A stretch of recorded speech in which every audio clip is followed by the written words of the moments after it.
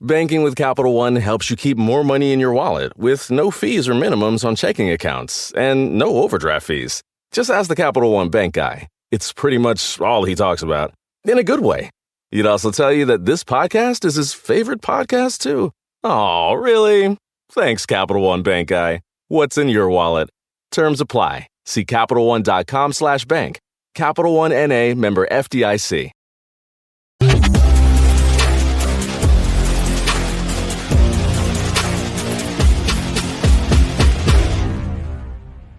Hello and welcome to week 3 of Jets Final Drive. I'm your host, Jeane Coakley, and I'm joined, like always, by SNY NFL insider Connor Hughes. And today we are joined by SNY analyst Aaron Rodgers. We got the double Connor, so this must be a very big show. Thanks for joining us, Aaron Rodgers. I'm glad to be Connor here. squared. You know, a couple times a year you get the double Connor content on SNY, so let's make it happen, especially after a big Jets win.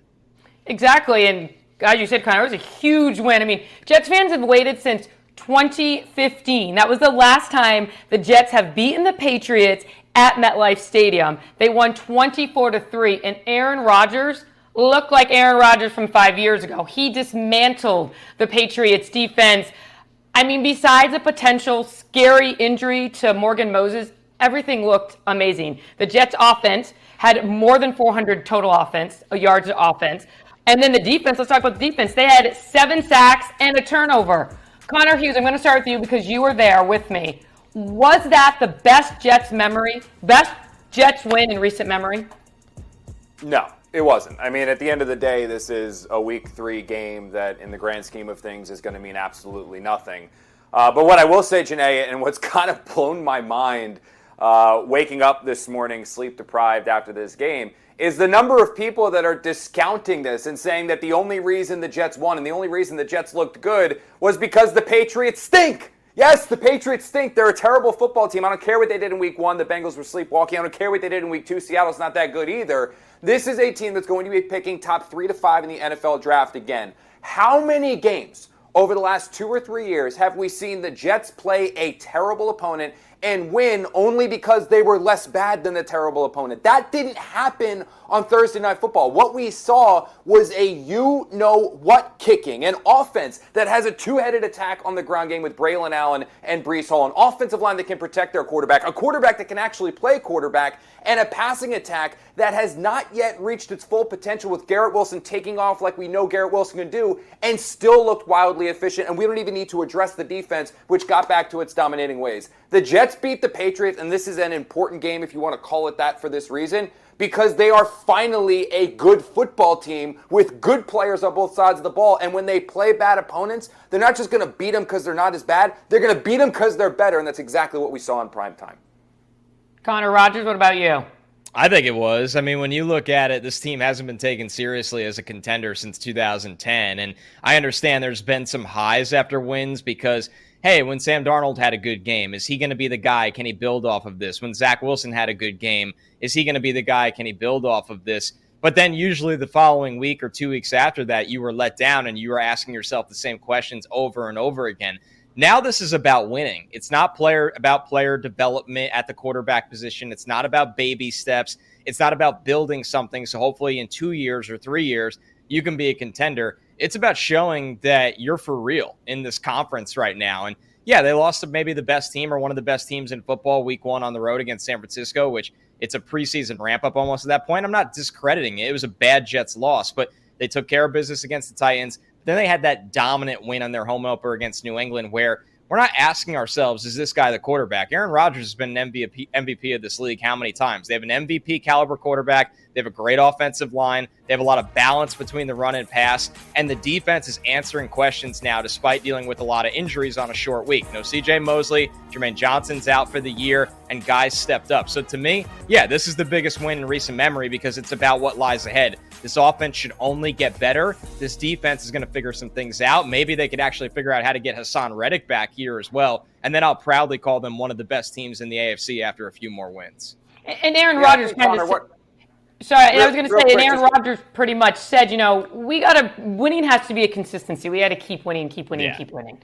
What were you saying, Yeah, Connor? and I think what impressed me most about that comment, Jeane, was not only that he said, look, it's not, we should expect winning, but when Rodgers came out and said the first step is expecting winning, the next step is to expecting to dominate, and I think that's the big thing. And I think what will make this game, the game for me that will make it be like, this is the big moment for the Jets, this is the great moment for the Jets, is if they end up taking down the Bills in a couple of weeks, because that's the one, that's a premier opponent, that's a team you're going to be fighting for the divisional title with. If they can beat them, that will be the moment. For me, this just wasn't it, because I think I know the Patriots stink, but that doesn't discount what the Jets did. Yeah, but that stadium was rocking last night, Connor, as you know. All right, let's move on to Aaron Rodgers, because he's been the key. Like you said, Jets fans, and we got to see what this Jets offense can do with an MVP quarterback. All right, he threw to 8 different receivers. The Jets did run the ball over 30 times for over 130 yards, but did last night's game show the Jets should run a pass-first style offense? Connor, Rodgers, start with you.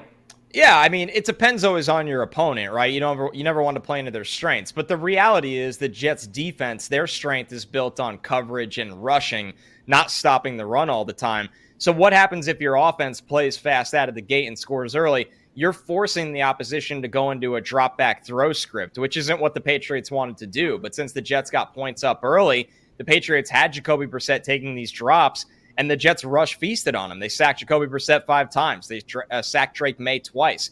They were making plays all over the field, and Patriots could not establish any rhythm in the run game at all. So while you sit there and go, well, it depends on the matchup, sometimes it does. But yes, this team should go throw heavy if it gives them their best chance to score early, because that's setting up their own defense for success.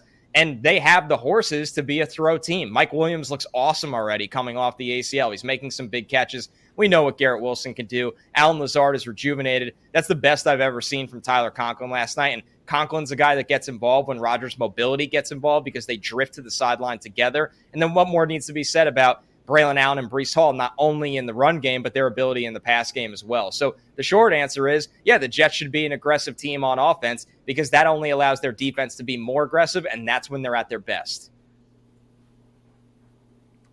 And that too, good. Connor Rodgers mentioned there about Tyler Conklin. I mean, as teams play the cover two, the Mel Kiper's vaunted cover two, and they start spreading that to worry about Garrett Wilson and Mike Williams on either side, all that's going to do is open up down the seam Conklin all day. I mean, that's going to be there literally every single week for the Jets. But can we just pause for like one quick second, guys, and realize what we're talking about here in 2024, that this is actually a conversation that we are having of, should the Jets be a pass-first team or should the Jets be a run-first team? Do we realize the Jets can do both now?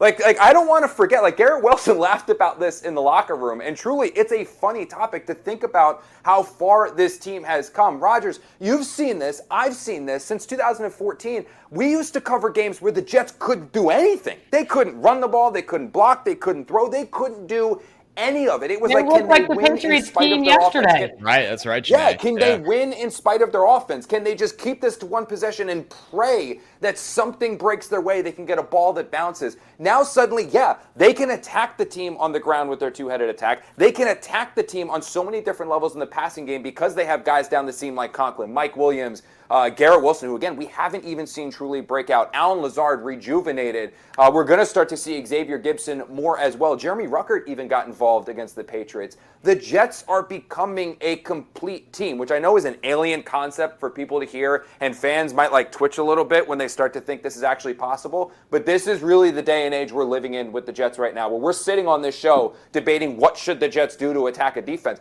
I want everyone to remember there was a time like 7 months ago where the Jets couldn't attack anybody, and now they have so many different ways they can do it. They just need that quarterback. But we talked about Tyler Conklin. Can we just get him a touchdown, please? Please, just get this man he's not a touchdown. I joked with him in the locker room about that, actually. I went in, I tapped him on the shoulder. I was like, dude, you know you're not allowed to score, right? And he goes, man, I really thought I was getting one tonight. So he was cracking up. But almost 100 yards, career high 93. He's like, can I get 7 more yards, at least to get 100 yards and miss it? Anyway, let's move on. Because Connor Hughes, in the press box where we watched the game, we watched it on TV, we saw this one shot, and I'm sure it's all over social media, where after the second touchdown, Coach Saleh went to hug Aaron Rodgers. Aaron kind of pushed him away, had quite the eye glare, let me tell you. Are things cool between the two of them? They joked it off after the game. I mean, you're seeing it right here. What do you think, Connor? So the thing about Aaron Rodgers when you get to know him is that he is fiercely competitive. I mean, he has no problem to anybody MFing them and telling them off just like he would players that aren't doing their jobs, coaches that aren't doing their jobs, anything like that. That's the type of person that he is. From my understanding, Robert Saleh has been on his you-know-what, Rodgers you-know-what, about finally getting this defense a 2-score lead. That his whole thing is that we brought you in here, we want the 2-score lead so we can unleash Will McDonald, unleash Tack McKinley, unleash our pass rush, and not have to worry about the run, make a team one-dimensional. We haven't seen that yet since basically Robert Saleh has been this team's head coach. So that, from what I understand and from what I've been told on and off the record, was Aaron coming up to Saleh, pushing him away and be like, there's your MF and 2-score lead. What are you going to do with it? Like, that's what it was. Now, I'm not a lip reader. I don't know if that's actually what was said. I don't know if that's PR. I guess we'll find out later on. But that is the story the Jets are sticking to. And at least right now when they're winning, it's all fine and dandy to believe it. Yeah, I think when you look at the moment, it did seem really intense. But if you go back in time and look at Aaron Rodgers in games like this, he has a habit of looking. The best way I can compare, especially for Mets fans, is it's like when Max Scherzer would pitch and nobody would go near him during a start. It's just that he's so locked in. And I think Saleh's a guy that is used to celebrating big moments. And something that stood out to me last night, and Connor, you brought this up in the presser, how they spoke about expectations. A lot of guys would have a big player score, and it was back to business. Garrett Wilson scored his touchdown. He handed the ball to the ref, and he ran right to the bench.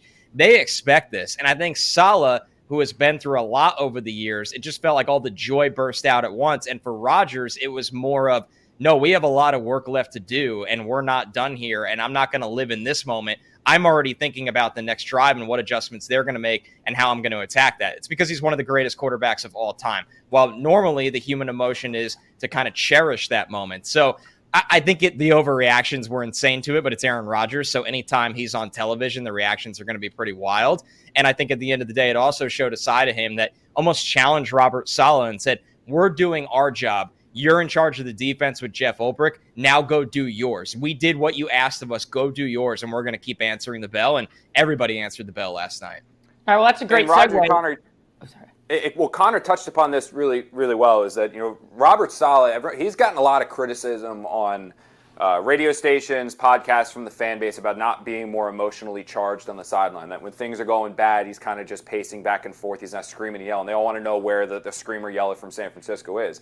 I've talked to Robert about this multiple times, and he said, dude, I scream and yell when things go well. I'm not a big screamer or yeller when they're not. We haven't had too many things to be super happy about. And I think in that moment for Robert, it's hard to put into words just how much pressure this regime has been under from ownership, from players, things not going their way, the fan base, being told they suck and they're no good, believing they are good. They're just one piece, the quarterback, away from truly reaching their potential. I think what you saw a little bit there against San Francisco, and then you saw more against the Titans, and then you really saw it against the Patriots, even if they are not any good, was it all coming together where you have the offense that is scoring 3 touchdowns in a third consecutive game to begin this season for the first time maybe since the Lincoln administration. Then you have a defense that's being ferocious and attacking it, and all coming together, and that joy, sorry, my mom's calling me. I thought it was going to be our producer, Jeff, and being like, what's he worried? Like, did I lose my mic? Did I lose my audio? Something like that. I was like, no, it's just my mom. So it was like one of these things where... Say hello to your mom. Yeah. Sorry. Yeah, real invigorating TV here. It all finally coming together, and that emotion coming out of Robert, and Aaron pretty much being like locked in, no, job's not finished yet. No, we're not done yet. Yeah, we're up, but that doesn't mean anything right now. And that's a good thing to have. That's a good thing. I know people are going to, anything Aaron does, they're going to jump on him and want to drag him through the mud. This was not one of those things to drag him through the mud. It's a fiercely competitive person being fiercely competitive. I mean, we all saw the Michael Jordan document. I'm going to go back to that. You saw how fiercely competitive and how he acted.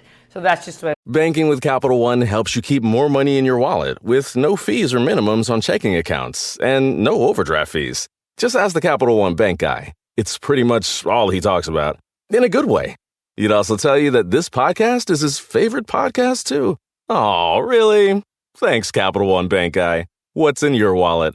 Terms apply. See CapitalOne.com/bank. Capital One N.A. member FDIC. It is. All right, let's talk about the defense because, again, for the first time they were playing with that 2-touchdown score, in a long time.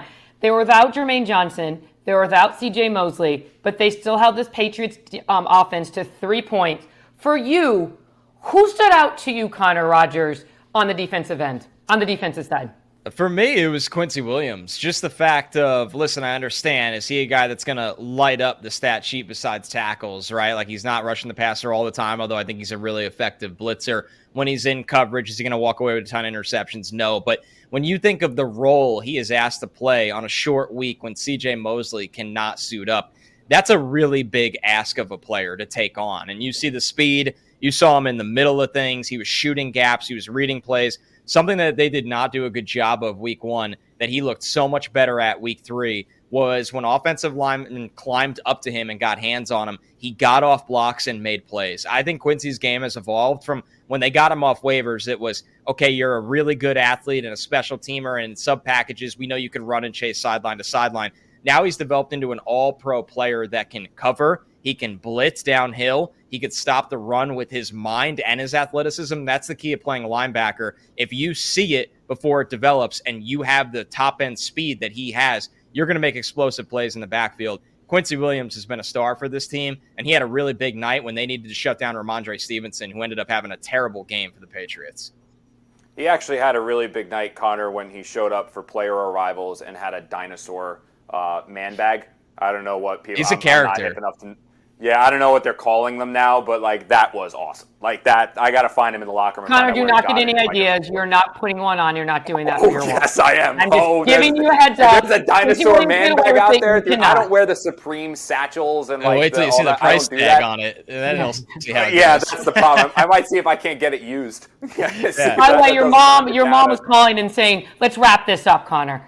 Yeah, let's drop the comma. All right, so here's mine. I'm not going with a player. I'm not going with anything other than this.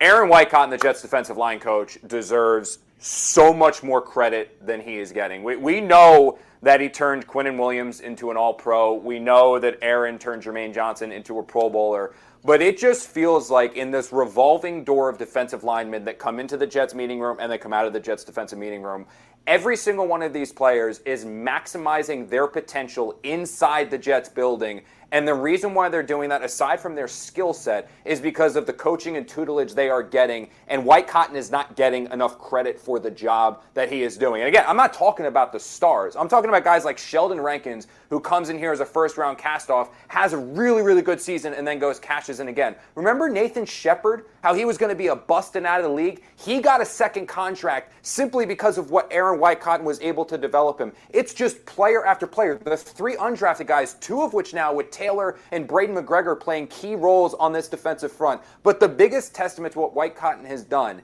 it is the ball of clay that was handed to him last year in Will McDonald, a 230-pound defensive end who was thought to maybe be a situational pass rusher, who now, because Johnson is out, is stepping in and filling into a starting role. And Connor, he's second in the NFL right now in sacks. But maybe most impressive from what I saw from McDonald last night, and he's never going to be an elite-level run stuffer. He's never going to be Aiden Hutchinson. He's never going to be Bosa. He's never going to be one of those guys. But he held his ground against the run. The second down play where the Patriots started to run, that was Will McDonald who set the edge, got in there, and allowed everyone to rally to make the tackle for no gain to set up the first 3 and out. His development, along with all of these other guys that are in and out, Bryce Huff, another dude who develops into a player and gets a major contract in the Philadelphia Eagles. That's all a testament to coaching. And I don't know how much longer the Jets are going to have White Cotton on their staff. I don't think it's going to be much longer, especially if they continue to win games. He'll be a defensive coordinator in short order. But they need to appreciate what they've got right now, because these players you keep seeing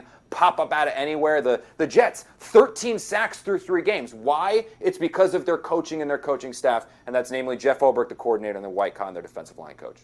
Yeah, like you said, Will McDonald, 5.5 sacks in 2 games. That's crazy. Yeah. All right, let's go back to the offense, because we talked about how dynamic this offense has been. Connor Rodgers, start with you first. Do you have more confidence in Nathaniel Hackett? Has he proven that, he can be creative and you're confident in him moving forward, or is this all more Aaron Rodgers?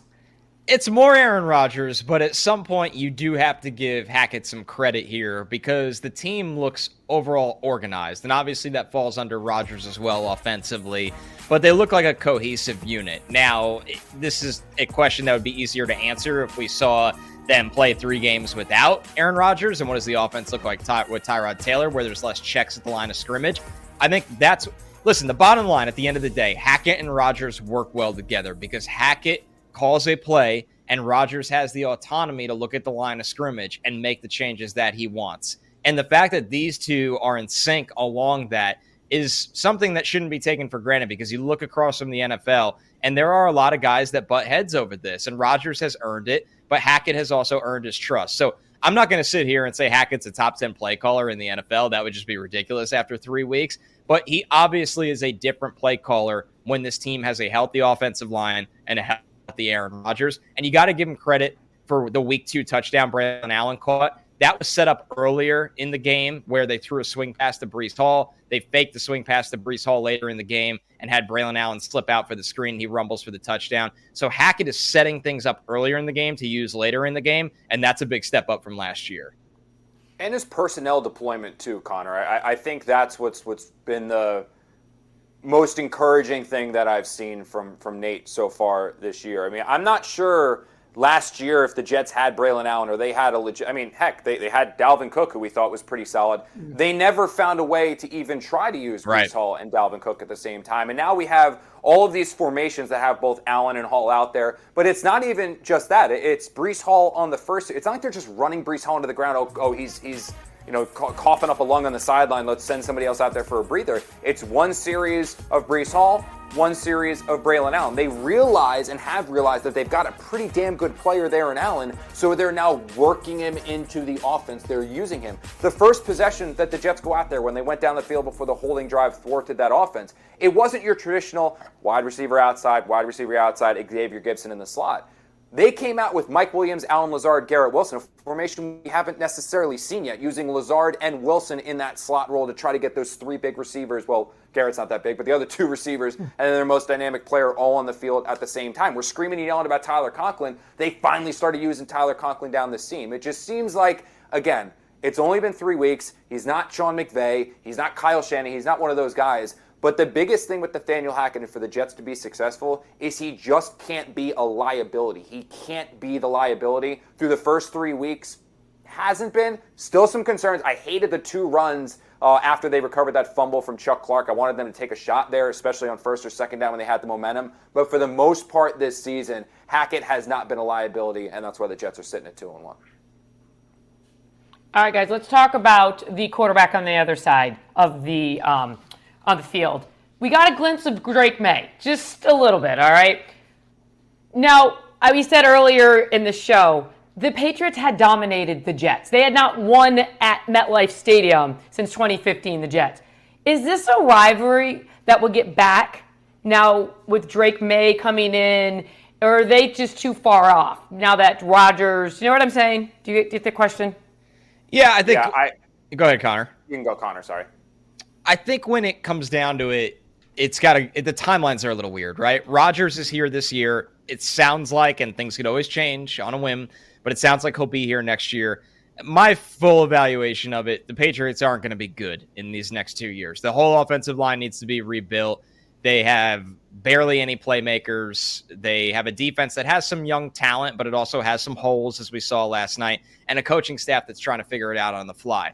So where this will get interesting, again, to me, is 2 years from now. Let's say Aaron Rodgers retires, the Jets have a new direction at quarterback, and Drake Maye is maybe taking some steps forward. They wanted this to be a redshirt year for Drake Maye. It's just gotten so bad that he got into that game last night. They really didn't want to play him this year. So really you're looking at Drake Maye year 3 is when they expect things from him, and the Jets will have a different quarterback under center. Then it feels like this will be a little bit closer of a battle. But honestly, it feels like the pendulum has swung way too far the other way. I think the Jets are just going to dominate these 4 games or the 3 games they have left over the next 2 years.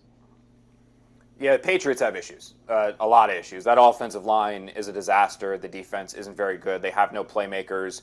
And the quarterback is considered a developmental project. I mean, he's not just sitting because he's on the Patriots and the Patriots have nothing around him. He's sitting because Drake Maye needs time to develop. I talked to multiple people going into the draft just talking about Maye because he was a consideration for the Giants, the other team that I cover, so I wanted to know about him. And everyone said he's a guy who's best if he's allowed to sit for a year. The Patriots going to be bad for a while, and it's going to be a minute or two before they're a legitimate team. They're in the process of basement. Maybe you start stealing some games, then maybe you're in the playoff discussion, then maybe you get the playoffs and you get there. I mean, we're probably talking about 4 or 5 years before the Patriots, if everything goes their way, are a legitimate contender within the AFC East and the AFC again. You'd love to see the rivalry back. You'd love to see two sides absolutely hate each other. But I think more of what you're going to see with that is probably going to be, at least in the short term, between the Jets and the Bills. Because the Bills are still a team that's built to be a legitimate contender right now. And the Jets are right now built to be a legitimate contender right now, where those two teams, two just bulldogs going at it twice, potentially 3 times this year, is going to be a lot more fun to watch than anything that's going to happen between Jets and Patriots over the next 2 or 3 seasons. I can definitely tell you that Jets fans are pretty excited that the Patriots, they get to beat up on the Patriots for a little longer. Yeah, they stink. They're bad. And I love the people in my mentions too, Jeane, this morning. They were like, dude, didn't you see the first game against Joe Burrow and the Bengals? Like, yeah, if that tight end doesn't fumble going into the end zone, they probably lose that game. Yeah, credit to them. They kept things close against Seattle. But this, to me, with New England, just feels like that initial burst that you get when you get a new coach and some new blood and whatever, and then they kind of regress to the mean. And it's going to start going like this and this and this and this. Remember, when the Jaguars drafted Trevor Lawrence the year before, they won their opener and then lost their next 15. So it would not surprise. I don't know if the Patriots are going to lose their next 15, but I do think that this is going to be a long, long year for New England. But like I said earlier, it almost felt like the roles were reversed. Like when I watch it, it's usually the Jets that were the Patriots and the Patriots were the Jets. What was funny, Jeane, was literally sitting there during the game last night, and the number of family and friends that hit me up and blew up my phone that were like, hey, just wanted to check in on you. Like, do you know how to handle this? Like, that's a real offense. Do you know what to do? Like, are you okay? Like, I just watched Aaron Rodgers do something that you haven't seen. Like, do you know what to do? Because they all know. Like, now my wife's family and my friends, I'm from South Jersey. My friends are all Eagle fans. Like, a lot of my family are Giant fans. Like, they don't have a tie to the Jets. They just know the collateral damage and just the humiliating at times it's been having to cover this team as they tried to figure out football. For where they are now, it's a new day and age, and I'm still getting used to it. But I sent this tweet off last night. It's true, and Connor, you might feel exactly the same way. This was the first time in a while that the job I cover the NFL, so it's always fun, but the job really felt fun. Like you were watching a fun football team do fun things, and it's so much more entertaining, so much more enjoyable compared to what it's been like. Yeah, the fans are into it. The stadium's packed with Jet fans, not the opposition's fans. Anytime Aaron Rodgers is on the field, it's must-watch TV. They have playmakers. They have energy. The new uniforms look great, so much better than that awful era that just always reminds me of the Adam Gase era. Thank God they flushed those as soon as they could. It's just better times ahead, and those better times, honestly, to me, started last night on Thursday Night Football. And Connor Rodgers, real quick, what was it like in the studio watching with Bart and Willie? Because they've been part of some of the games that, are on the opposite side. I thought Bart was going to faint when he saw a real quarterback throwing the ball in green and white. And then, you have Willie there as a former offensive lineman just looking at him like this is a dream game, right? When your offensive line is just blowing the other team off the ball play after play and you got 2 workhorse running backs behind them. It didn't feel real until everybody woke up today and said, no, this team is really good. They're way better than the Patriots, that's for sure. And they want to build off this and get right. And the energy around the SNY studios was at the best I've seen it, honestly, because it feels like this thing is for real, not a flash in the pan for once. I was just going to say, that was my spot. 3 words, man. The Jets are real. Like, the Jets are good. The Jets are real. The Jets are good. Like, I know fans are tortured. I get it. I know why you don't want to believe. I'm telling you, believe. Like, not even a Connor. Well, I'm not going to go that far because I do have a tendency to jinx a lot of things. But believe. Like, it's time to believe. Like, all the hell you've been through. This is the end result. This is why you went through all. This is where you're finally here, and enjoy it. Like, embrace it. Like, you want this. Like, you do, and it's going to be. I think it's going to be a really, really fun year. I don't know where it ends. I don't think it's going to end in a Super Bowl, but still, it's going to be a lot of fun, which is something we really haven't seen in a good long while. Hey, if you just get to the playoffs, I thought all that matters. 14, 15? I don't even know how many years it's been. Hey, we got the double Connors today, so obviously this was a big win and a big show. Connor Rodgers, thank you so much for joining us. Did you have fun? You going to come back? Oh, I'll be back. Always great to talk to you guys. I get to watch you guys from afar on our lovely pregame and postgame show. You guys do such a great job, so thanks for having me. All right. Well, again, thank you, everybody, for joining us for this episode of Jets Final Drive. Again, for Connor Hughes, for Connor Rodgers, the double Connors, I'm Jeane Coakley. We will be back a week from Monday after the Jets take on the Broncos. Thanks for tuning in.